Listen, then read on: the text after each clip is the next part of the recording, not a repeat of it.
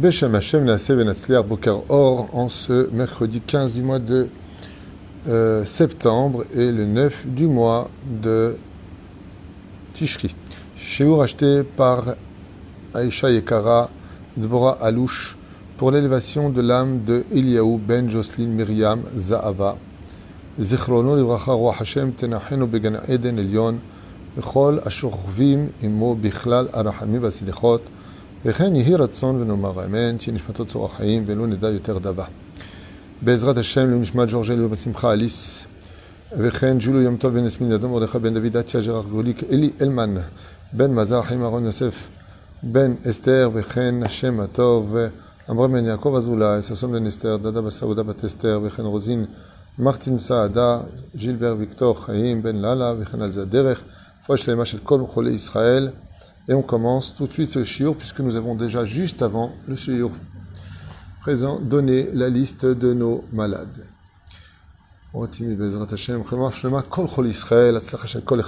Alors, la veille de Yom Kippourim, nous avons intérêt à nous préparer à ce jour. Donc, vous savez qu'on va au mikvé, on fait les caparotes, on fait tout ce qu'il faut faire, mbaya, comme on l'a déjà vu.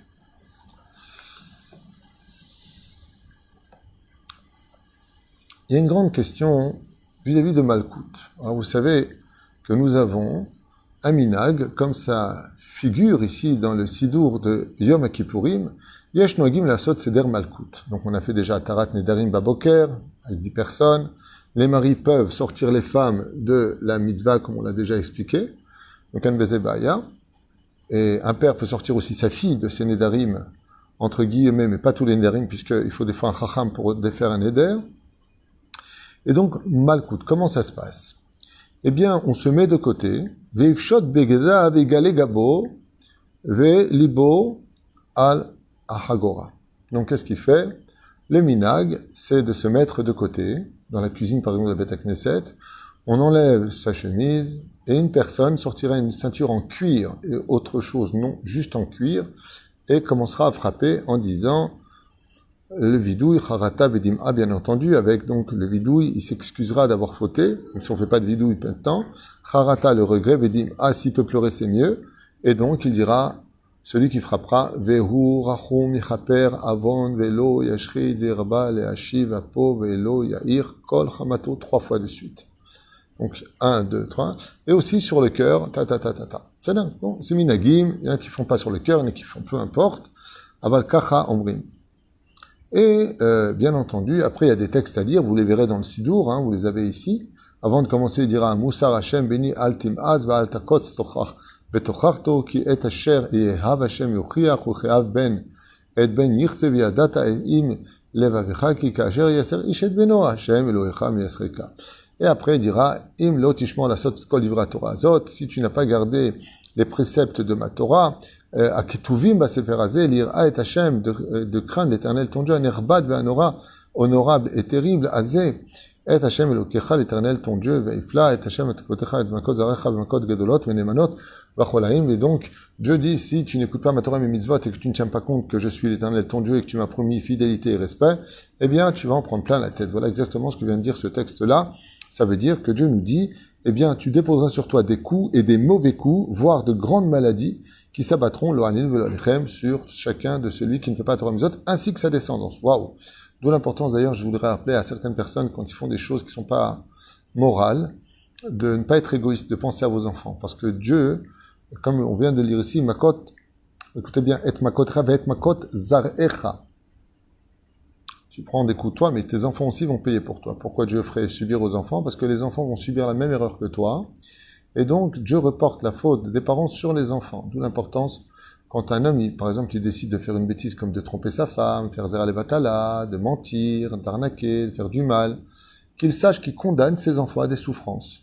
Chaval. Il y a marqué, Ad shilishim red rebiim, jusqu'à 3 à 4 générations, les enfants peuvent souffrir à cause de la bêtise des parents. Aemet, Irachi, ici, perpétue la même faute que les parents. Chaval malgré tout. Chaval meod. Sois pas égoïste dans ta vie. Pense. Comme je dis souvent pour les disputes à la maison. Ouais, va crever, va te faire ceci, va te faire cela. On oublie juste que les enfants qui sont à côté, qui sont en train de participer à un spectacle, qui vont les traumatiser, qui vont remettre en question l'histoire de leur amour, des parents, ils vont divorcer, ils vivent très mal la nuit, ils font créent des maladies à l'intérieur d'eux, sans donner de détails, des chabal meot. Aval, la question de ce shiur est de savoir qu'est-ce qu'est Yom Kippour. Ou plutôt, je dirais, quelle fonction a le din à Kippour et quelle fonction a le chesed. Parce que c'est très ambigu. Est-ce que Kippour, c'est un jour de din ou c'est un jour de chesed? Toi, tâchez là. Si on se concentre sur la signification des textes de la prière de Yom Kippour, c'est un jour de din absolu. Yom HaDin, Yom HaShoah, on va lire dans le Sidour. Yom Kippour, c'est un jour de justice. Et pourtant, Yom Kippour est le jour de chesed le plus élevé de l'année juive. Pourquoi? C'est le jour du grand pardon. Est-ce qu'il y a un plus grand chesed au monde que de pardonner quelqu'un qui te doit tout et qui Bekoshi te demande pardon et des fois il dit en hébreu, c'est même pas ce qu'il raconte, et toi tu lui pardonnes? C'est un jour de chesed. Akadosh Baruch Hu remet les compteurs à zéro. Le jour de Yom Kippourim. Est-ce qu'il y a un plus grand chesed au monde que ça? Alors hier soir dans le shiur, on a constaté effectivement que les deux représentants de ces deux midot qu'on appelle le chesed et le din, chesed c'est Abraham et din c'est Yitzhak. Quand je prends la gematria du mot Yom Kippour, j'obtiens la gematria de Abraham ve Yitzhak. En d'autres termes, le chesed et le din se mélangent le jour de Yom Kippourim. C'est incroyable. Ça veut dire que Yom Kippourim est le jour le plus harmonieux. Car quand je prends chesed et din mélangés ensemble, cela me crée une naissance de Tiferet. C'est-à-dire, je suis capable de créer l'harmonie entre le din et le chesed. La grande question serait de comprendre, de savoir et d'analyser, comme on l'avait vu il y a 3 à 4 ans de cela dans un shiur, Be'ezrat Hashem Yitbarach, de le din face au chesed, dans le Sod HaChashmal, qu'est-ce que veut dire exactement le chesed et qu'est-ce que veut dire le din? Je voudrais vous conter 2 histoires. Une fois, une maman qui était très en retard pour aller à un mariage familial a appelé ses 2 enfants qui jouaient dehors. Et parmi eux, un des enfants a beaucoup manqué de respect à sa mère. Il a été vulgaire avec elle, ne l'a pas considérée, et en fin de compte, s'est même moqué d'elle. En 2 mots, quand les enfants sont rentrés de l'extérieur, remplis de poussière sur ces beaux costumes que leur mère leur avait préparés, magnifiques, la mère a pris un des enfants et a commencé à le battre fortement. Elle l'a battu au niveau du cou, du dos, du ventre, des fesses, des cuisses, de devant. Elle n'a pas laissé un seul endroit où elle n'a pas frappé. L'autre, enfant, attendait voir ce qui allait se passer pour lui. Et en ce qui le concerne, sa mère ne lui a rien fait. Alors à ce moment-là, celui qui avait été fortement frappé a regardé sa mère et lui a dit « Maman, je peux te poser une question ?» Elle dit « Oui, et je comprends pas. T'as mal parlé, t'as envoyé balader, je lui dis que c'est pas joli comment tu parles avec maman. Et quand je rentre, c'est moi que tu frappes ?» Et la mère fait un gros bisou sur la joue de son fils, lui dit « Mon fils, je t'ai pas frappé une seule fois. Je suis en train de frapper tes vêtements de toute la poussière qui les a recouverts. Parce que toi, tu viens avec maman, mais lui ne vient pas. » À ce moment-là, l'autre enfant, qui se vantait de ne même pas être frappé par sa mère, venait de réaliser que les coups que venait de prendre son frère, c'était du chesed. Les coups que l'on prend en réalité sont du chesed. Quand Akadosh Baruch Hu est dur avec nous, comme je l'ai dit il n'y a pas tellement longtemps à quelqu'un qui est venu me voir en me disant « Ouais, j'ai vécu toute ma vie avec l'assimilation, je faisais pas Shabbat, je faisais même pas Kippour, j'ai fréquenté que des goyotes, j'ai fait que des bêtises, j'ai fait que des bêtises. » Je dis « Alors ?» Il me dit « Aujourd'hui, qu'est-ce que je souffre? Mais qu'est-ce que je souffre ?» Je sais que, je me rappelle que la réponse que je lui avais donnée a laissé un vide au téléphone. Je lui ai dit « Waouh, Baruch Hashem et Yofi. Waouh, comme c'est beau ce que tu me dis, tu souffres. » Alors la personne m'a interpellé, elle me dit mais ça vous réjouit de me savoir en train de souffrir? Et je lui ai répondu en toute franchise, oui. Il m'a dit, vous pouvez m'expliquer? Parce qu'on m'a dit que vous étiez rabbin, pas débile. Je vous ai expliqué. Après autant de mal que vous avez fait, autant d'assimilation, autant avoir ignoré Hachem toute votre vie, vous m'annoncez que Dieu s'occupe de vous, que vous souffrez. Vous venez de m'annoncer qu'Akadosh Baruch Hu, il vous tient tellement à vous que vous êtes un héritier du monde futur. Parce que si vous avez tellement de souffrance, c'est que Akadosh Baruch Hu vous attend dans le Olam Haba. Et voilà ce qu'on va dire pendant Malkout. Je vais vous traduire ce que je ne vous ai pas traduit au début. Regardez bien. Après la prière de Mincha, de Erev Yom Kippourim dans le Sidour de Yom Kippourim, avant de faire le Seder Malkout, donc de frapper, les caparotes, c'est pour les 4 morts. C'est Kila, Serefa, Erek, Bechenek. D'accord? Maintenant ici, Malkout. Quand on a fait des péchés qui mériteraient des coups de bâton, s'il y avait un Beddin ou le Sanhedrin, voilà ce qu'on aurait reçu. Donc qu'est-ce qu'on va faire nous? On va s'auto-punir avant de rentrer dans Kippour, pour rentrer pur. On va faire le mikvé, s'habiller en blanc, on va faire nos repas, Bezrat Hashem, on va tous demander pardon les uns aux autres, on va arriver propre. Maintenant, si on est condamnable à quelque chose, eh bien, si on fait Malkout, on va se le faire nous-mêmes. Ou on va demander à quelqu'un de nous le faire. Et voilà ce qu'on dit à propos du shiur qu'on vient de commencer, du din et du chesed. Écoutez bien. Moussar Hashem, la moralité d'Hachem, béni, altim as. Ne te débarrasse pas et lui dis pas, j'en ai marre de ma destinée. Va al takot betuchachto. Et ne réagis pas quand Dieu te reprend. Qui est Asher Yehav Hashem, car celui que Dieu aime, yochiach. Dieu lui fait des remontrances. Dieu, quand il aime quelqu'un, il le punit. Même le dicton français l'a pris d'ici.